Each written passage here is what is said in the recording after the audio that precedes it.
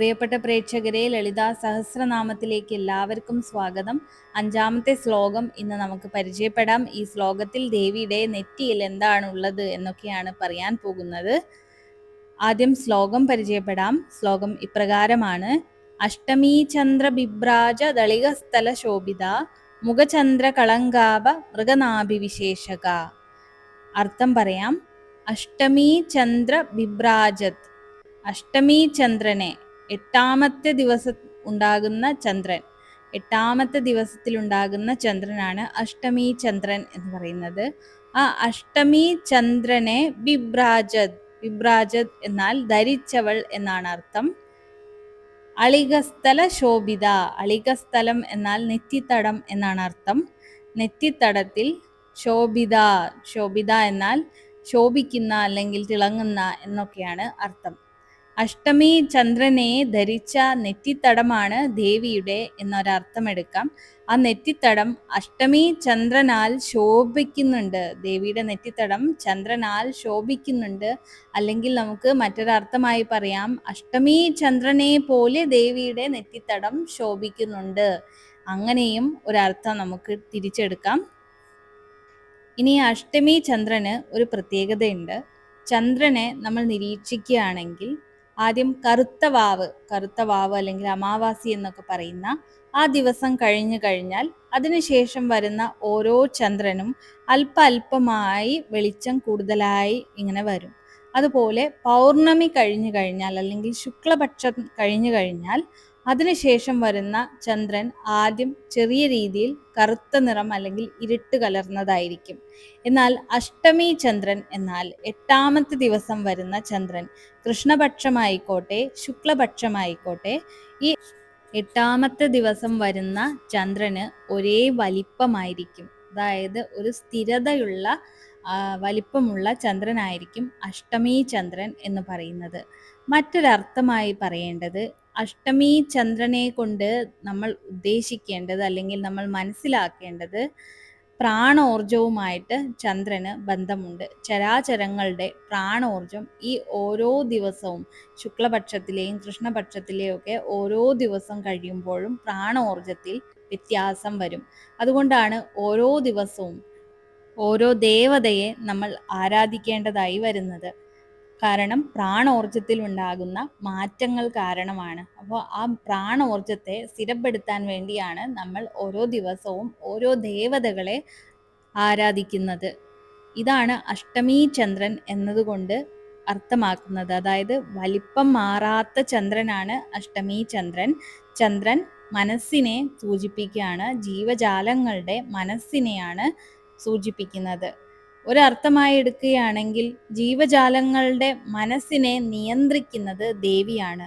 പക്ഷെ ദേവി നേരിട്ട് മനസ്സിനെ നിയന്ത്രിക്കില്ല. നമ്മൾ ദേവിയോട് പ്രാർത്ഥിച്ച് ദേവിക്ക് അവസരം നൽകിയാൽ മാത്രമേ ദേവി നമ്മുടെ മനസ്സിനെ നിയന്ത്രിക്കുള്ളൂ. അല്ലെങ്കിൽ ദേവി പൂർണ്ണ സ്വാതന്ത്ര്യം ചരാചരങ്ങൾക്ക് വിട്ടുകൊടുത്തിട്ടുണ്ട്. നിങ്ങൾക്ക് ഇഷ്ടമുള്ളത് ചിന്തിച്ച് ഇഷ്ടമുള്ളത് ചെയ്യാൻ വേണ്ടിയിട്ടുള്ള പൂർണ്ണ സ്വാതന്ത്ര്യം ദേവി നൽകിയിട്ടുണ്ട്. അങ്ങനെയല്ല, നമ്മുടെ കാര്യങ്ങളിൽ ദേവി കൂടി ഇടപെടണമെന്ന് ആഗ്രഹിക്കുന്നവരാണെങ്കിൽ, ദേവിയോട് ആത്മാർത്ഥമായി പ്രാർത്ഥിക്കുകയാണെങ്കിൽ ദേവി നമ്മുടെ മനസ്സിൽ വന്ന് വിളയാടുകയും നമ്മുടെ ചിന്തകളും പ്രവർത്തികളും എല്ലാം തന്നെ ദേവിക്ക് എന്താണോ നമ്മൾക്ക് നല്ലതായി തോന്നുന്നത് അതുപോലെയായിരിക്കും പിന്നീട് നമ്മുടെ ജീവിതവും ചിന്തകളും പ്രവർത്തികളും എല്ലാം തന്നെ. ഇനി അടുത്ത വരി പറയാം. മുഖചന്ദ്ര കളങ്കാഭ മൃഗദാഭി വിശേഷക. മുഖചന്ദ്ര കളങ്കാഭ, മുഖചന്ദ്രൻ, ചന്ദ്രന്റെ, ആഭ എന്നാൽ ശോഭ എന്നാണ് അർത്ഥം. ചന്ദ്രന്റെ ശോഭയോട് കൂടിയ മുഖം, അതാണ് മുഖചന്ദ്ര കളങ്കാഭ എന്ന വാക്കിന്റെ അർത്ഥം. ചന്ദ്രകളങ്കം, കളങ്കം എന്ന് പറഞ്ഞാൽ ഒരു ചന്ദ്രനെ നമ്മൾ നോക്കുകയാണെങ്കിൽ ചന്ദ്രന്റെ മുകളിലായിട്ട് ചെറിയ ചെറിയ പൊട്ടുകൾ കാണാം അല്ലെങ്കിൽ പാടുകൾ കാണാം. അതിനെയാണ് കളങ്കം എന്ന് പറയുന്നത്, ചന്ദ്രകളങ്കം എന്ന് പറയുന്നത്. ഓക്കെ, അപ്പോൾ മുഖചന്ദ്ര കളങ്കാഭ എന്ന് പറഞ്ഞാൽ ചന്ദ്രന്റെ ശോഭയോടു കൂടിയ മുഖം. മൃഗനാഭി വിശേഷക, വിശേഷക എന്ന് പറഞ്ഞാൽ പൊട്ട് എന്നാണ് അർത്ഥം. മൃഗനാഭി വിശേഷക, കസ്തൂരിമാനിന്റെ നാഭിയിൽ നിന്ന് വരുന്ന കസ്തൂരി. ആ കസ്തൂരി കൊണ്ടുള്ള പൊട്ടാണ് ദേവി ധരിച്ചിട്ടുള്ളത്, നെറ്റിയിൽ ധരിച്ചിട്ടുള്ളത്. ഈ പൊട്ടിനെയാണ് മഹാഋഷിമാര് ചന്ദ്രകളങ്കവുമായിട്ട് താരതമ്യം ചെയ്ത് പറയുന്നത്. മുഖചന്ദ്രകളങ്കാഭ മൃഗനാഭി വിശേഷക. കസ്തൂരിമാനിന്റെ നാഭിയിൽ നിന്ന് വരുന്ന കസ്തൂരിയാണ് ദേവി തിലകമായിട്ട് നെറ്റിയിൽ ധരിച്ചിട്ടുള്ളത്, ദേവിയുടെ നെറ്റിത്തടത്തെ അലങ്കരിക്കുന്നത്. കസ്തൂരി എന്ന് പറഞ്ഞാൽ നല്ല സുഗന്ധമുള്ള പ്രാണശക്തി വർദ്ധിപ്പിക്കുന്ന ഒരു ഔഷധമാണ്. ഈ ഔഷധം പൂജയ്ക്കൊക്കെ എടുക്കാറുണ്ട്, വിശേഷാൽ പൂജയ്ക്കൊക്കെ കസ്തൂരി എടുക്കാറുണ്ട്. ഈ കസ്തൂരിയുടെ വില കൂടുതലായതുകൊണ്ട് തന്നെ അത്ര കോമൺ ആയിട്ട് നമ്മുടെ നാട്ടിൽ എടുക്കാറില്ല എന്ന് മാത്രം. പക്ഷേ വിശേഷാൽ പൂജയ്ക്കും പ്രാണോർജം വർദ്ധിപ്പിക്കാനും ഒക്കെ ആയിട്ട് ഈ സുഗന്ധം എന്ന രൂപത്തിലും അല്ലാതെയുമൊക്കെയായി ഔഷധം എന്ന രീതിയിലും എല്ലാം തന്നെ കസ്തൂരി ഉപയോഗിക്കുന്നുണ്ട്. അപ്പൊ ദേവിയുടെ നെറ്റിത്തടത്തിൽ എന്താണ് ദേവി ധരിച്ചിട്ടുള്ളത്? കസ്തൂരിയാണ് ധരിച്ചിട്ടുള്ളത്.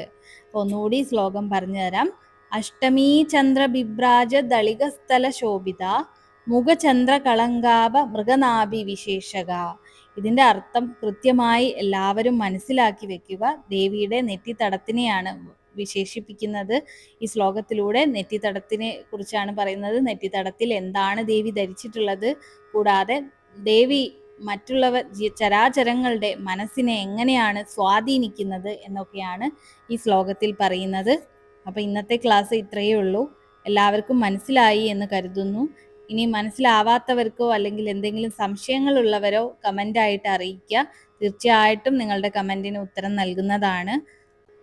ഇനി ഇതുവരെ പഠിച്ച ശ്ലോകങ്ങൾ ഒന്നുകൂടി പറഞ്ഞു തരാം. ഓർക്കാനും മറന്നു പോവാതിരിക്കാനും വേണ്ടിയിട്ടാണ് ഇങ്ങനെ പറയുന്നത്.